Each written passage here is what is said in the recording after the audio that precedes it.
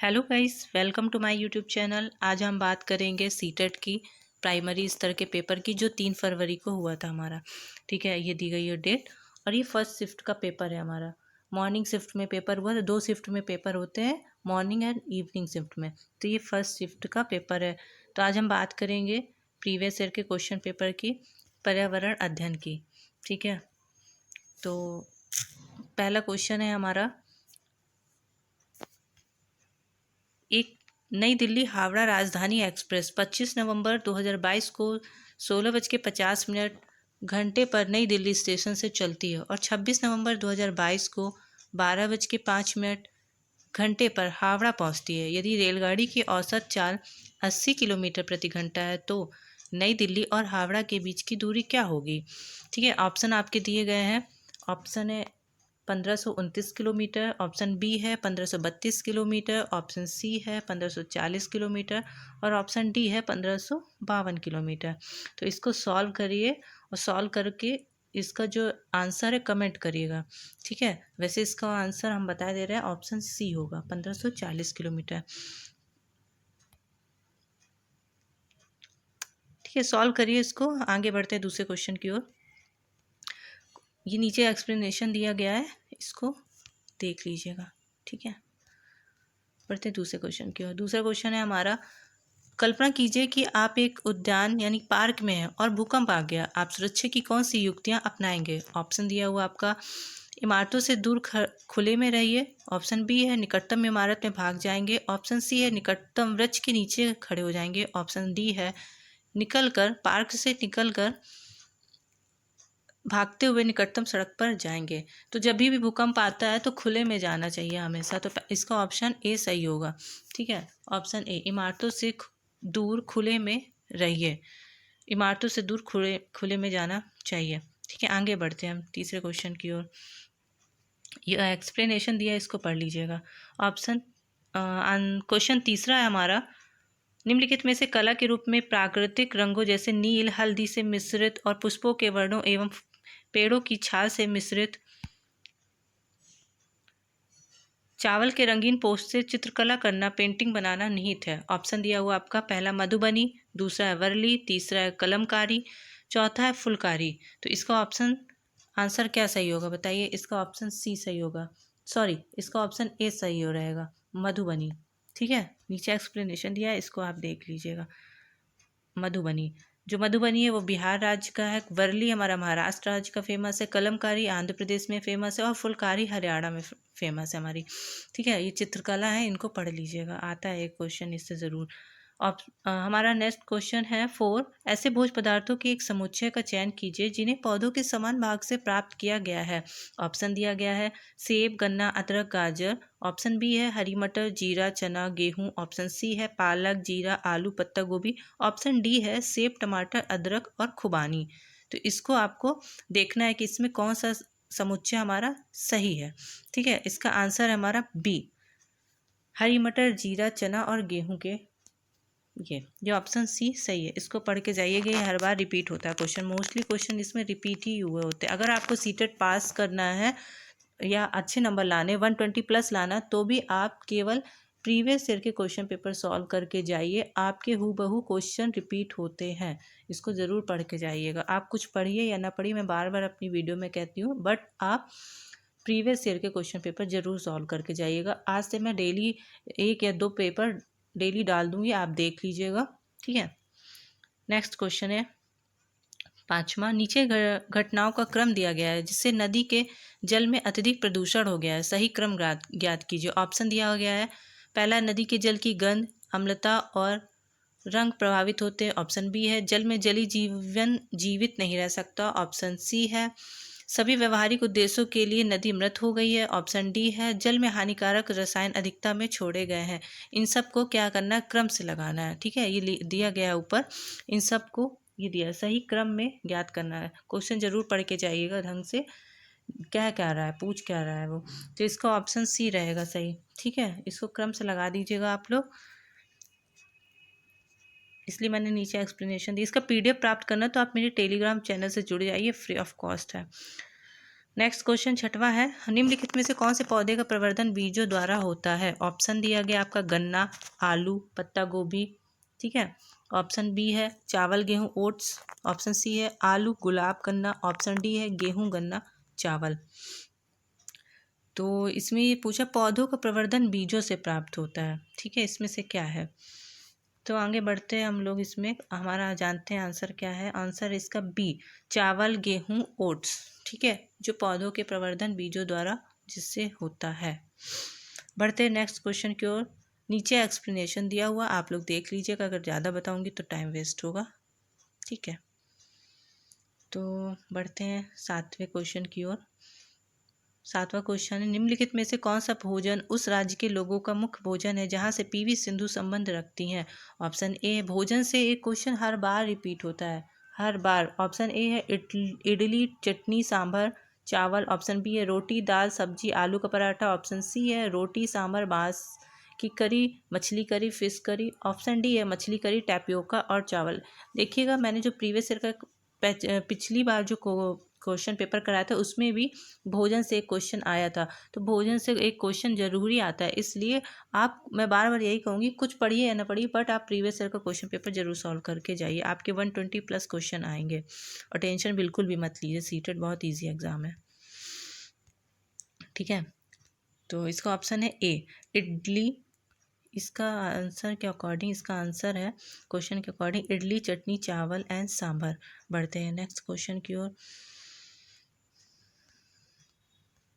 देखिए, ये दिया गया है नीचे, गोवा में नारियल के तेल में पकाई गई समुद्री मछली गोवा में लोकप्रिय। पूछा जाता है कि नारियल के तेल में पकाई गई मछली कहाँ पे फेमस है और सरसों के तेल में पकाई गई मछली कहाँ पे? अगर नारियल के तेल में पकाई गई मछली पूछा जाए तो गोवा है, और अगर सरसों के तेल में पकाई गई है तो जम्मू कश्मीर है। ये दोनों ज़रूर पूछा जाता है। ठीक है, ये भी बहुत इसका ये तो कम, बट ये गोवा और जम्मू कश्मीर इसमें कंफ्यूज करता है कि नारियल के तेल में कहाँ पकाया गया है और ये सरसों के तेल में कहाँ से पकाया गया। ये क्वेश्चन ज़रूर पूछा जाता है, हर बार पूछा गया है ये क्वेश्चन।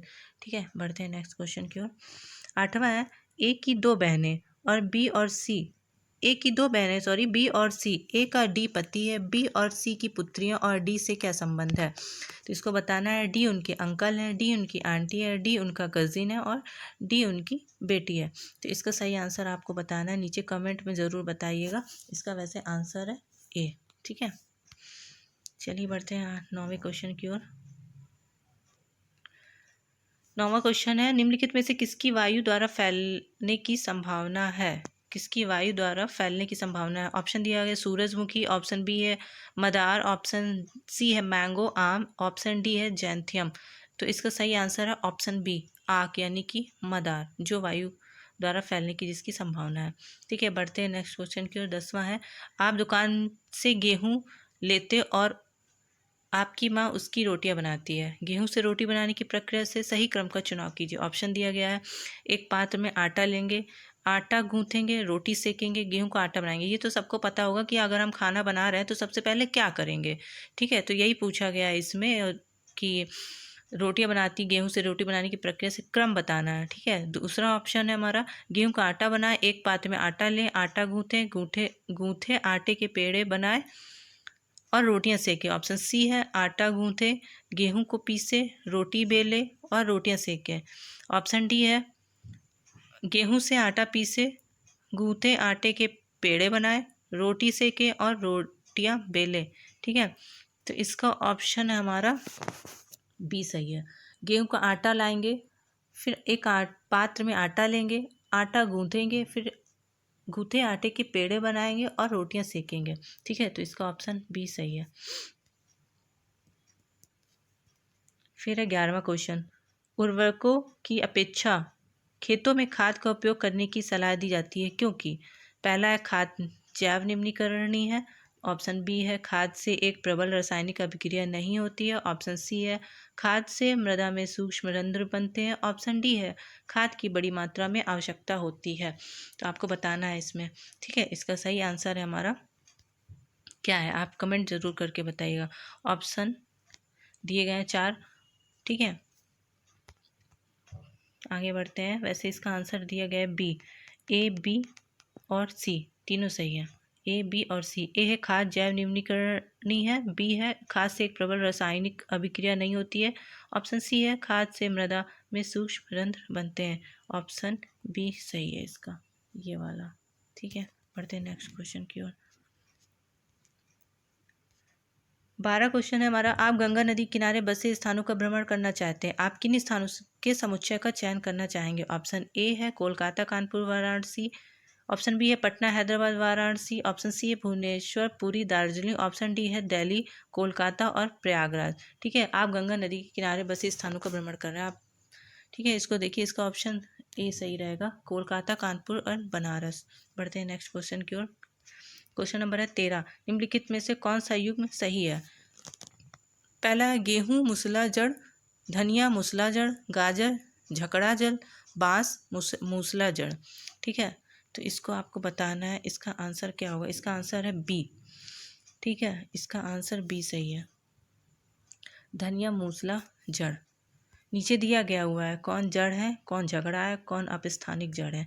मूसला जड़ गाजर धनिया मूली आती है, झकड़ा में गेहूं धान जौ आता है, अपस्थानिक जड़ में बरगद और घास आती है। बढ़ते हैं अगले क्वेश्चन की ओर। 14 क्वेश्चन, निम्नलिखित में से कौन सा जीव सांप, सर्प, कछुए और गिरगिट का निकटतम संबंधी है? ऑप्शन है मेढक, ऑप्शन बी है छिपकली, ऑप्शन सी है चमगादड़, ऑप्शन डी है हमारा फिश। ठीक है, जो कि सांप यानी कि सर्प, कछुआ और गिरगिट का निकटतम संबंधी है। इसका सही आंसर है बी, इसका सही आंसर है बी यानी कि छिपकली। यहाँ एक्सप्लेनेशन दिया गया, आप देख लीजिएगा। यहाँ दिया है सरीसृप वर्ग के जंतुओं के प्रमुख लक्षण क्या क्या है, पूछ लेता है कभी कभार, इसको पढ़ लीजिएगा। ऑप्शन 15 है, निम्नलिखित में से पेंगुइनों का क्या एक अभिलाक्षणिक गुण नहीं है? ऑप्शन ए है उनकी त्वचा मोटी है और उनके शरीरों में बहुत वसा है, ऑप्शन बी है उनके शरीर धारा रेखी है, ऑप्शन सी है वे अपना रंग आसपास के वातावरण के अनुसार बदलते हैं, ऑप्शन डी है वे साथ साथ इकट्ठे होकर रहते हैं। इसमें सही आंसर बताना है आपको, क्या रहेगा? अकॉर्डिंग टू क्वेश्चन इसका आंसर सी सही है। ठीक है, देख लीजिएगा कि वे अपना रंग आसपास के वातावरण के अनुसार बदलते हैं, पेंगुइन। नेक्स्ट क्वेश्चन है 16, बोलती मारते गोलकोंडा बहुत पूछता है, किले के विषय में एक वृत्तांत है। यह पाठ विद्यार्थियों को स्मारकों के विस्तृत वर्णन के अलावा से परिचय करता है। ऑप्शन ए है तकनीकी अभिकल्पना, जल के उपयोग, पूर्व समय की व्यवस्थाओं, ऑप्शन बी है गोलकोंडा किले के निवासियों द्वारा ग्रहण किए जाने वाला भोजन, ऑप्शन सी है युद्ध एवं शांति के दौरान किलों का सामाजिक एवं राजनीतिक जीवन, ऑप्शन डी है स्थानों की पहचान हेतु किसी मानचित्र को पढ़ना। तो इसमें आपको बताना है क्या सही है, क्रम से लगा के। इसका ऑप्शन ए सही है, A, C and D, A, C and D, A, C and D. बढ़ते हैं नेक्स्ट क्वेश्चन की ओर। गोलकुंडा के बारे में पढ़ लीजिएगा, यहाँ पे दिया गया एक्सप्लेन। ईवीएस का एक पार्ट खत्म हो जाए तो क्वेश्चन मार्क विषय यात्रा प्रस्तुत करता है, किंतु यह विषय यातायात तक ही सीमित नहीं है, लेकिन इसका एक विस्तृत और अधिक रुचिकर परिप्रेक्ष्य है। निम्नलिखित में से कौन इस परिप्रेक्ष्य का उदाहरण है? ऑप्शन दिए गए, ए लोग विभिन्न दूरियों तक जाने में विभिन्न प्रकार के वाहनों का उपयोग करते हैं, ऑप्शन बी है विभिन्न वाहनों में भिन्न भिन्न प्रकार के ईंधनों का उपयोग करते हैं, ऑप्शन सी है विद्यार्थियों को हमारे देश के विभिन्न शहरों में और विभिन्न वर्षों में पेट्रोल और डीजल जैसे ईंधनों की दर ज्ञात करनी है, ऑप्शन डी है कुछ वाहन ट्रैक पर दौड़ते हैं, कुछ सड़कों पर और कुछ हवा में उड़ते हैं। ऑप्शन इसमें दिए गए, इसका आंसर है सी। ठीक है, नीचे एक्सप्लेन किया है, इसको पढ़ लीजिएगा। ईवीएस का एक पार्ट खत्म हो जाए तो पढ़ लीजिएगा, ऑप्शन सी सही है इसका आंसर। 18 है इसका, ब्लूम की रूपांतरिक वर्गीकी के अनुसार संज्ञानात्मक प्रक्रिया का उच्चतम वर्ग है। ये ब्लूम बहुत पूछता है, इसको पढ़ के जाइएगा, ब्लूम मोस्ट इम्पॉर्टेंट है। ठीक है, तो इसका आंसर है सी, सृजन करना। पहला अंडरस्टैंडिंग, दूसरा अनुप्रयोग, तीसरा सृजन करना एंड विश्लेषण। तो आंसर दिया गया ऑप्शन सी। इसका आंसर सी सही। 19वां नंबर है, एक ईवीएस शिक्षक एक विशिष्ट कार्य पर विद्यार्थियों का आकलन करने के लिए उपयोग किए जाने वाले मानदंडों के व्यापक समूह का उपयोग करते हैं। ऑप्शन दिया गया पोर्टफोलियो द्वारा, ऑप्शन बी है उपाख्यानात्मक रिकॉर्ड द्वारा, सी है रूब्रिक द्वारा और डी है संचय रिकॉर्ड द्वारा। बच्चों ये बहुत पूछता है, रिपीट होता हुआ क्वेश्चन है, ये इम्पॉर्टेंट है, इसको ध्यान दीजिएगा, मोस्ट इम्पॉर्टेंट है, ये हर बार रिपीट होता है। इसका आंसर है सी रूब्रिक द्वारा। ठीक है, रूब्रिक क्या होता है इसको देख लीजिए। नेक्स्ट क्वेश्चन है 20वां। आयशा एक कक्षा 5 की ईवीएस शिक्षिका अपने विद्यार्थियों से ग्रामीण एवं शहरी क्षेत्रों के विभिन्न प्रकार के घरों में उनमें प्रयोग की गई सामग्री के प्रकार के आधार पर अंतर स्पष्ट करने को कहती है। इस क्रियाकलाप में कौन से कौशलों को प्रोत्साहित किया जा रहा है? ये भी बहुत पूछता है क्वेश्चन, ये भी रिपीट हुआ क्वेश्चन है। देखिएगा, मैंने क्वेश्चन सॉल्व कराए हैं, उसमें बहुत ज़्यादा क्वेश्चन रिपीट ही आपको मिलेंगे जो हर बार पूछता है। इसलिए सीटेट पास करना है तो एक स्ट्रैटेजी अपनाइए कि हमको प्रीवियस क्वेश्चन रगड़ के पढ़ लेना है और सॉल्व करने हैं, उसी से मोस्टली क्वेश्चन रिपीट होंगे आपके बिना टेंशन लिए। ऑप्शन ए है, ऑप्शन बी है, ऑप्शन डी है, सी है एंड डी है। तो इसको आप देख लीजिएगा। अवलोकन करना, मापन, वर्गीकरण एवं निष्कर्षण, इसका ऑप्शन डी सही है। ठीक है, ऑब्जर्व करना, वर्गीकरण करना, निष्कर्ष करना और निष्कर्ष निकालना और संप्रेषण करना। ठीक है, बढ़ते हैं अगले क्वेश्चन की ओर। क्वेश्चन है 21वां। ईवीएस के शिक्षण अधिगम का वह उपागम जो संप्रत्यय और प्रक्रिया उपागम दोनों का उपयोग करता है वह क्या है? सहयोगात्मक उपागम, समाकलित उपागम, क्रियाकलाप उपागम या डी है व्याख्यान संग प्रदर्शन। तो इसका ऑप्शन बी सही है, समाकलित उपागम। ठीक है, 21 क्वेश्चन होंगे, बढ़ते हैं आगे क्वेश्चन की ओर। Question number 22। रमा अपने विद्यार्थियों को बीजों के अंकुरण पाठ के शिक्षण की योजना बनाती है। वह विभिन्न बीजों को छू कर अपने बच्चों को उन्हें महसूस कराती है, तब वह बीजों को पहचाने और उनका नाम बताने को कहती है। वह शिक्षण की किस विधि का उपयोग कर रही है? ठीक है, तो वैसे तो वो दिखा रही है, डेमोन्स्ट्रेशन कर रही है। तो इसका ऑप्शन देख लेते हैं क्या दिया। पहला है समस्या समाधान, दूसरा सहयोगात्मक अधिगम, तीसरा है डेमोन्स्ट्रेशन प्रदर्शन एंड डी है लेक्चर मेथड। तो लेक्चर मेथड तो निगेटिव है टैग वर्ड, इसका सी सही रहेगा। ठीक है, प्रदर्शन करती है। 23वां क्वेश्चन है। टीना एक ईवीएस शिक्षिका विद्यार्थियों के आकलन में रिपोर्ट करने के लिए जांच सूची के प्रयोग के लाभ बता रही है। निम्नलिखित में से टीना का कथन कौन सा है? जांच सूचियों का प्रयोग आसान है, बी नंबर। जांच सूचियों के लिए विस्तृत रिकॉर्ड रखने की आवश्यकता है, ऑप्शन सी है। जांच सूचियां छात्रों की उपलब्धियों का विवरण देती है, ऑप्शन डी है। उच्च कक्षाओं में भेजने के लिए जांच सूचियों की व्याख्यान करना आसान है। इसका ऑप्शन डी सही रहेगा। ठीक है, देख लीजिएगा ऑप्शन डी, इसका स्क्रीनशॉट भी ले सकते हैं आप। अगला है 24वां। यात्रा का विषय पढ़ाते समय निम्नलिखित में से कौन सा उदाहरण संवादात्मक शिक्षण का है? ऑप्शन ए है हमारे पास विद्यार्थियों से यात्रा से संबंधित चित्र एकत्र करने के लिए कहना, ऑप्शन बी है विद्यार्थियों से आपस में यात्रा पर प्रदर्शन करने के लिए कहना, ऑप्शन सी है यात्रा तथा टिकटों के प्रकार पर शिक्षिका द्वारा डिजिटल प्रस्तुतिकरण दिखाना, ऑप्शन डी है शिक्षिका तथा विद्यार्थी मिलकर सुनते हैं तथा यात्रा संबंधी अपने अनुभव के संदर्भ में प्रतिक्रिया देते हैं। तो इसका ऑप्शन डी सही है। ठीक है, ऑप्शन डी सही है इसका। बढ़ते हैं अगले क्वेश्चन की ओर अपने। क्वेश्चन नंबर 25 है। मिली एक 6 वर्षीय बालिका अपनी चीज़ों जैसे कि क्ले, डो, किताबें, वर्कशीट, रंग इत्यादि किसी के साथ साझा नहीं करती है। उसके अध्यापिका को मिली को शामिल करके किसी भी संयोजक क्रियाकलाप का आयोजन करने में समस्या का सामना करना पड़ता है। मिली की अध्यापिका के रूप में आप क्या करेंगी? ऑप्शन ए है मिली को समझाएं कि वह अपनी पुस्तकें वस्तुएं दूसरों से साझा करे, ऑप्शन बी है अन्य सभी छात्रों को समस्याएं समझाएं कि वे मिली के स्वत्वात्मक व्यवहार के साथ समायोजन करें, ऑप्शन सी है उसके अभिभावकों को विद्यालय में बुलाकर उसके व्यवहार के बारे में चर्चा करेंगी, ऑप्शन डी है मिली के व्यवहार के समाजीकरण को बढ़ाने के लिए विभिन्न समूह कार्य का संचालन करेंगी। इसको ऑप्शन डी सही है। ठीक है, मिली के व्यवहार के सामाजिकरण को बढ़ाने के लिए विभिन्न समूह कार्य का संचालन करेंगे। अगला है 26वां क्वेश्चन, प्राथमिक स्तर पर ईवीएस का कौन सा शिक्षण सामाजिक रचनावादी उपागम का अनुगम करते हैं? ऑप्शन ए है कहानी, कविताएं तथा असल जीवन के वर्णनों को पाठ्य पुस्तकों में शामिल करना, जिससे विविध कक्षाओं की जरूरत पूरी हो सके। ऑप्शन बी है पाठों को सरल एवं मानक भाषा में प्रस्तुत किया जाए। ऑप्शन सी है संदर्भ की समझ को बढ़ाने के लिए स्थानीय भाषा एवं शब्दावली का प्रयोग किया जाए। ऑप्शन डी है ईवीएस शिक्षण की गुणवत्ता को सुनिश्चित करने के लिए राज्य स्तर के मानकीकृत आकलन हों। तो इसको जो है इसका सही आंसर देख लीजिए, यहाँ पे दिया गया ऑप्शन ए क्या कहता है? ए कह रहा है कहानी, कविताएं तथा असल जीवन के वर्णनों को पाठ्य पुस्तकों में शामिल करना, जिससे विभिन्न कक्षाओं की जरूरत पूरी हो सके। एंड ऑप्शन सी कहता है संदर्भ की समझ को बढ़ाने के लिए स्थानीय भाषा एवं शब्दावली का प्रयोग किया जाए। बच्चों इंग्लिश भी दी गई है, जिसको हिंदी में प्रॉब्लम हो वो इंग्लिश से समझ ले, ठीक है। बढ़ते हैं अगले क्वेश्चन की ओर। ये दिया है, ये आंसर भी दिया है।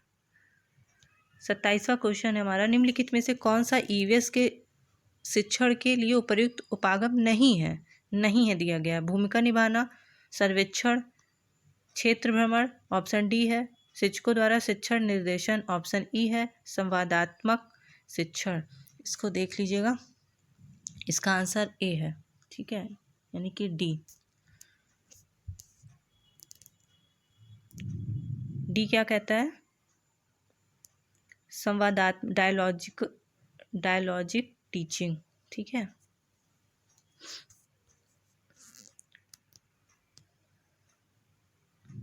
28वां क्वेश्चन है, शीना दृष्टिबाधित है तथा ईवीएस की कक्षाओं में बहुत रुचि लेती है। आप पहाड़ी क्षेत्रों में विद्यार्थियों को क्षेत्र भ्रमण के लिए ले जा रही हैं तथा शीना इस भ्रमण पर जाना चाहती है, आप क्या करेंगी?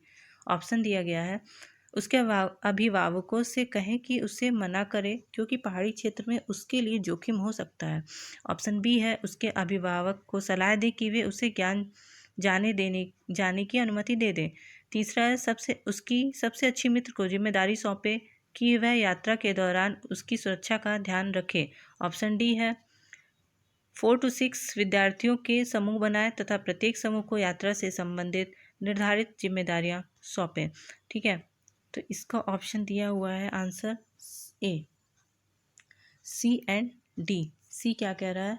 सबसे अच्छी मित्र को जिम्मेदारी सौंपे कि वह यात्रा के दौरान उसकी सुरक्षा का ध्यान रखे।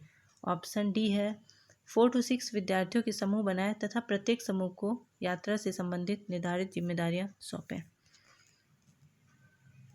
29वां, निम्नलिखित में से कौन ईवीएस में भावात्मक पक्ष में संबंधित आकलन का संकेतक है?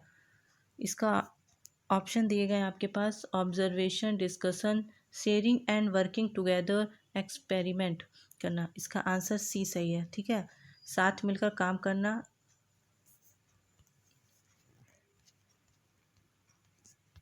अगला क्वेश्चन है हमारा 30, ईवीएस की कक्षा में जब कोई बच्चा कई अन्वेषी प्रश्न पूछता है तब वह अपने कौन से कौशल को बेहतर नहीं कर रहा या रही है? कौशल का सुनने का कौशल, प्रदर्शन कौशल, विवेचना कौशल एंड समालोचनात्मक चिंतन कौशल। ये क्वेश्चन भी बहुत रिपीट होता है, ये मोस्ट इम्पॉर्टेंट क्वेश्चन है बच्चों, ये इम्पॉर्टेंट क्वेश्चन है, ये पूछा गया है। इसका आंसर दिया गया है बी, प्रदर्शन कौशल, ठीक है। इस प्रकार हमारे 30 क्वेश्चन कंप्लीट हुए।